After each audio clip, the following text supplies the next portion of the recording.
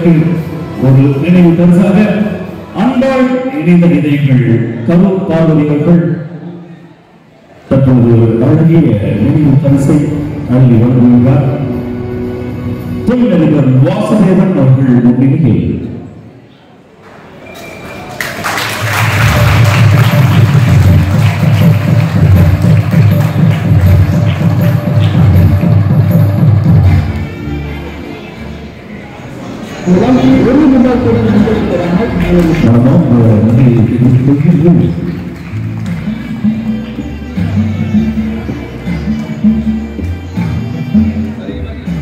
இது போன்ற நிகழ்வுகளை கந்தவேல் போன்ற நபர்கள் சிறப்பாக செயல்படுத்திக் கொண்டிருக்கிறார்கள். மேலும் தமிழகத்தில் இது போன்ற விழாக்களை நடத்தி பல்வேறு நபர்களுக்கு இந்த விருதுகளை கொடுப்பதன் மூலம் அவர்களை ஊக்கப்படுத்த முடியும். அதன் மூலம் அவர்களுடைய திறமை இன்னும் மேம்படும் என்பதுதான் இதில் இருக்கக்கூடிய நிதர்சனம். விருது அது மற்றவர்களை மகிழ்விப்பதற்காக வழங்கப்படுவது, நம்மை சந்தோஷப்படுத்துவதற்காகவும்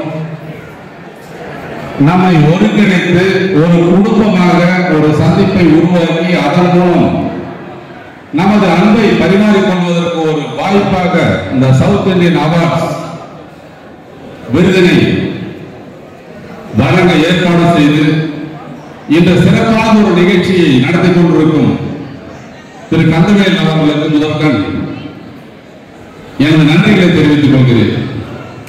என்ன காரணம் அப்படின்னு கேட்டீங்கன்னா, மற்றவர்களை மகிழ்வது என்பது எல்லோருக்கும் உரிய இயல்பான விஷயம் இல்லை. அது ஒரு சிலருக்கே உரித்தான ஒரு விஷயம். மற்றவர்களை மகிழ்வதற்கு இது போன்ற விழாக்கள் ஒரு சிறந்த ஒரு சந்தர்ப்பமாக அமைகிறது. இது போன்ற விழாக்களில் கலந்து கொள்வதற்கு எனக்கு அழைப்பு வரும்போதெல்லாம் நான் தவறாமல் கலந்து கொண்டு சின்ன சின்ன விஷயங்களை, இந்த சமுதாயத்திற்கு தேவையான விஷயங்களை உங்களை போன்ற நல் உள்ளங்களோடு பகிர்ந்து கொள்வேன். ஒரு 32 ஆண்டுகளுக்கு முன் ஒரு சாதாரண இளைஞராக தொடங்கிய எனது வாழ்க்கை இன்னைக்கு ஒரு 12 தொழில்களை நடத்தக்கூடிய அளவிற்கு வளர்ந்திருக்கிறது. எங்கள் நிறுவனத்தின் மூலம் பெறப்படும் லாபத்தின் 30% ஆத்மா தொண்டு நிறுவனம் என்ற ஒரு நிறுவனத்தின் வாயிலாக நாங்கள் இந்த சமுதாயத்திற்கு அர்ப்பணித்துக் கொண்டிருக்கிறோம். விழாக்களும் அரசாங்கங்கள், சினிமா நடிகர்கள், சின்னத்திரை நடிகர்கள் இவர்கள் எல்லாம் ஆண்டாண்டு காலமாக நடைபெற்றுக் கொண்டிருக்கிறது. அவர்களுக்கு கொடுத்துக் கொண்டிருக்கிறார்கள். ஆனால் நம்மை போன்று பல்வேறு திறமைகளை கொண்ட நபர்கள் கண்டுகொள்ளாமல் ஒதுக்கப்பட்டிருக்கிறார்கள். அவர்களை எல்லாம் ஒருங்கிணைத்து அவ்வப்போது இது போன்ற விழாக்கள் நடத்துவதன் மூலம் உண்மையான தேசிய ஒருமைப்பாடு ஒருங்கிணைக்கப்படுகிறது என்பதுதான் இந்த விழாக்களின் மூலம் இந்த சமுதாயத்திற்கு சொல்லப்படும் ஒரு உண்மை. இந்த அரங்கில் இருப்பவர்கள் ஒவ்வொருவரும் ஒவ்வொரு விதமான திறமையை கொண்டவர்கள், பன்முக திறமை கொண்டவர்கள். இவர்கள் எல்லாம் வாய்ப்புகள் கிடைக்காமல் அவர்கள் திறமை வெளிவராமல் போயிருக்கிறது. அப்படிப்பட்ட ஒரு சூழ்நிலையில் இது போன்ற விழாக்கள் தமிழகத்தில் தொடர்ந்து நடைபெறுவதன் மூலம் இன்று உறவுகள் மேம்படுத்தப்படுகிறது. என்ன காரணம்னா, நம்ம குடும்ப விழாக்கள் நடக்கும் போது சித்தப்பா, மாமா, மச்சான், அத்தை அப்படிங்கிற உறவுகள் மட்டும்தான் அந்த விழாக்களில் கலந்து கொள்வார்கள்.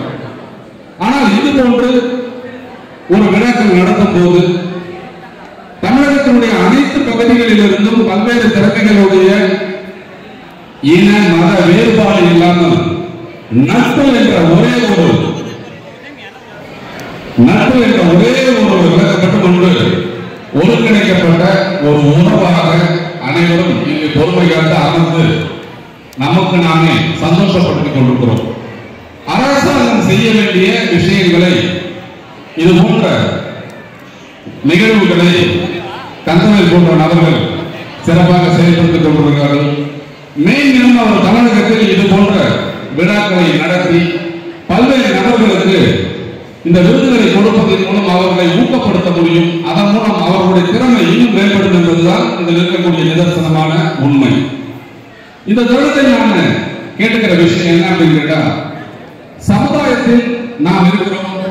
இந்த சமுதாயத்தை கட்டமைக்க வேண்டிய தலையாய பொறுப்பு நமக்கு இருக்கிறது. அப்ப சமுதாயம் என்பது நாமும் நம்மை சார்ந்தவர்கள் மட்டும்.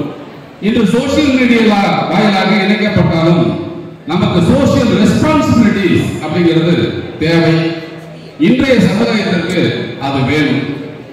அப்ப தமிழகத்தை மேம்படுத்த வேண்டும், தமிழகத்தை ஒரு தலை சிறந்த மாநிலமாக மாற்றிட வேண்டும் என்றால் இங்கு இருக்கக்கூடிய ஒவ்வொருவரும் உங்களாலான உதவிகளை மற்றவர்களுக்கு செய்வதன் மூலம் இந்த சமுதாயத்தை ஒரு மாற்றத்தை கொண்டு வர முடியும். எம்எல்ஏ செய்வார், மந்திரி செய்வார், சிஎம் செய்வார் என்று மற்றவர்கள் மேல் நம்ம காரணங்களை சொல்லி பழி போடாமல் நாமே அந்த செயலை செய்வீர்களானால் உங்களை சுற்றிய சமுதாயம் மேம்படும். இந்த சமுதாய சிந்தனையோடு 2021 முதல் எங்கள் ஆத்மா தொண்டு நிறுவனம் தமிழகத்தின் அனைத்து மாவட்டங்களிலும் சிறு குறு நடுத்தர தொழில் வாய்ப்புகளை உருவாக்கி அதன் மூலம் வேலையில்லா திண்டாட்டத்தை ஒழிக்கவும், ஒரு சிறிய முதலீட்டில் லாபம் தரக்கூடிய தொழில் வாய்ப்புகளை உருவாக்கி கொடுத்து அதனை மக்கள் புரிதலோடு செய்ய வேண்டும் என்ற நோக்கத்தோடு நாங்கள் ஒரு பயணத்தை தொடங்கினோம். இன்று வரை 4500க்கும் மேற்பட்ட நபர்கள் இந்த சிறு தொழில் வாய்ப்புகளை பயன்படுத்தி தொழில் செய்து கொண்டிருக்கிறார்கள். இதன் மூலம் தமிழக இளைஞர்கள் புறக்கணிக்கப்படாமல் இருப்பதாலும் தமிழக இளைஞர்களுக்கு வேலை வாய்ப்பை மேம்படுத்துவதற்காகவும் எங்கள் நிறுவனம் பல்வேறு தொழில் வாய்ப்புகளை உருவாக்கி இருக்கிறது. இந்த 24ஆம் வருடத்தில் புதிய ஒரு சிந்தனையாக தமிழகத்தில் பிளாஸ்டிக்கை ஒழிப்போம் என்ற ஒரு முயற்சியை எடுத்து தமிழகத்தினுடைய அனைத்து பகுதியிலும் பல்வேறு தொழிற்சாலைகள் அமைக்கப்பட்டு நம்மால் தூக்கி எறியப்படும் பிளாஸ்டிக்கை எல்லாம் மறுசுழற்சி செய்து இந்த இயற்கையை பாதுகாக்க வேண்டும் என்ற ஒரு மாபெரும் தொலைநோக்கு சிந்தனையோடு பிளாஸ்டிக் ரீசைக்கிளிங் ப்ராஜெக்டை நாங்கள் கொடுத்திருக்கிறோம். அதனால நீங்க எல்லாரும் உங்கள் பகுதியில் உங்களால் பயன்படுத்தப்பட்டு தூக்கி வீசப்படும் வேஸ்டுகளை எல்லாம், பிளாஸ்டிக் கழிவுகளை எல்லாம் ஒன்றாக சேர்த்து உங்கள் பகுதியில் எங்களால் உருவாக்கப்படும் தொழிற்சாலைகளில் அந்த பிளாஸ்டிக் பொருட்களை கொடுத்தால் இன்னொருக்கு 18 ரூபாய் உங்களுக்கு பணம் கிடைக்கும் வகையில் அந்த திட்டங்களை நாங்கள் வகுத்திருக்கிறோம். இதை பற்றி விவரங்களை நீங்க புதுசா தெரிஞ்சுக்கணும்னா யூடியூப் சேனல்ல ஆத்மா சோசியல் வெல்ஃபேர் ட்ரஸ்ட் அப்படிங்கிற ஒரு யூடியூப் சேனல் ஒரு 600 வீடியோ இருக்கும், அதை நீங்க பார்க்கலாம். இந்த தொழிலை பற்றி முழு விவரங்கள் அதில் இருக்கும், அதை தெரிஞ்சுக்கணும். எதற்காக நாங்க சொல்றோம் அப்படின்னு சொன்னா, இயன்றதை செய்வோம், இல்லாதவருக்கு இயன்றதை நாம் மற்றவர்களுக்கு செய்தால் மட்டும்தான் இனியதொரு சமுதாயத்தை உருவாக்க முடியும்.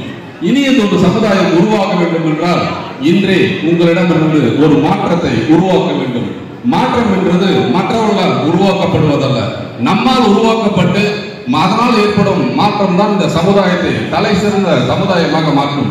இன்று நீங்க பார்க்கலாம், தமிழ்நாட்டில் அதிகப்படியாக வட இந்தியர்களுடைய டாமினேஷன் இருந்திருக்கு. இதெல்லாம் ஏன் அப்படின்னு கேட்டீங்க அப்படின்னு சொன்னால், நம்மிடம் உள்ள புரிதல் இல்லை, நம்ம இளைஞர்களுக்கு வாய்ப்புகளை நாம் கொடுப்பதில்லை, கொடுக்கப்பட்ட வாய்ப்புகள் சரியா பயன்படுத்தப்பட்டதா என்பதை நாம் தெரிந்து கொள்வதில்லை.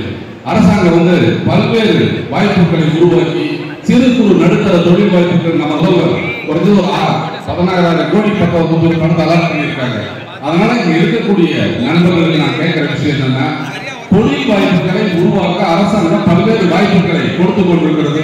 அந்த வாய்ப்புகளை எல்லாம் நீங்கள் பயன்படுத்தி உங்கள் பகுதியில் சிறு குறு தொழிற்சாலைகளை உருவாக்கி அதன் மூலம் உங்கள் பகுதியில் உள்ள இளைஞர்களுக்கும் படித்த பெண்களுக்கும் வேலை வாய்ப்பை உருவாக்கி கொடுக்க வேண்டும் என்பதுதான். எந்த ப்ராஜெக்ட் பண்ணணும் உங்களுக்கு தேவைப்பட்டால் எங்களை தொடர்பு கொள்ளுங்கள். உங்களுக்கு தேவையான அனைத்து உதவிகளையும் செய்யும். அனைவருக்கும் எங்கள் மனமார்ந்த வாழ்த்துக்களை தெரிவித்துக் கொள்கிறோம்.